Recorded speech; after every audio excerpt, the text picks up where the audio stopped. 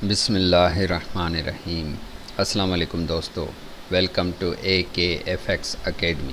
آج کی اس ویڈیو میں ہم سیکھیں گے، سمجھیں گے کہ سمارٹ منی کانسیپٹس کیا ہوتے ہیں۔ جب شروع میں ٹریڈنگ ہوتی تھی تو سمارٹ منی کانسیپٹس کا کچھ تصور نہیں تھا، تو صرف پرائس ایکشن پہ کام ہوتا تھا یا انڈیکیٹرز کے سہارے پر کام ہوتا تھا۔ سمارٹ منی کا تو نام تھا مگر سمارٹ منی کانسیپٹس کا کوئی بھی نام و نشان نہیں تھا۔ ایسا ہرگز نہیں کہ پرائس ایکشن کام نہیں کرتی، پرائس ایکشن ابھی بھی کام کرتی ہے۔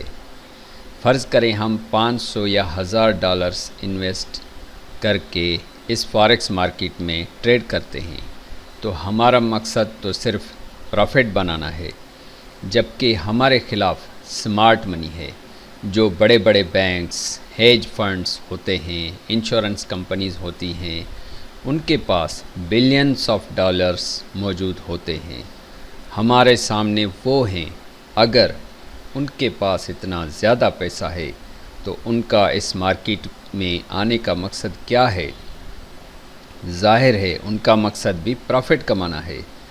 اگر ہم 50 ٹریڈرز مل کر $5,000 ہر کوئی لاتا ہے تو اگر سب کا پیسہ ہم اکٹھا کریں پھر بھی $2.5 لاکھ بنتے ہیں، جو سمارٹ منی کے سامنے کچھ بھی نہیں ہے، کیونکہ سمارٹ منی کے پاس تو بلینز ڈالرز موجود ہیں جو وہ مارکیٹ میں انویسٹ کرتے ہیں اور جس طرف چاہیں وہ مارکیٹ کو لے جاتے ہیں۔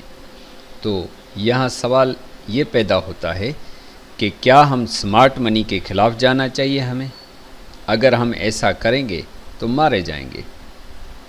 تو ہم اس سمارٹ منی کانسیپٹس کے کورس میں یہ سیکھیں گے کہ کس وقت کس جگہ پر سمارٹ منی مارکیٹ میں داخل ہوئی ہے اور کب اس نے چھوٹے ریٹیل ٹریڈرز کے اسٹاپ لاسز اڑائے ہیں اور یہاں پر سمارٹ منی کی کیا موو ہو سکتی ہے۔ یہ ساری چیزیں ہم اس سمارٹ منی کورس میں سیکھیں گے۔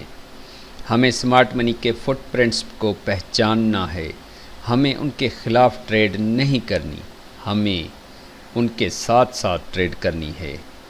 ہم ان کے خلاف تو جا ہی نہیں سکتے نا، ہمارے پاس تو اتنے فنڈز ہی نہیں ہیں۔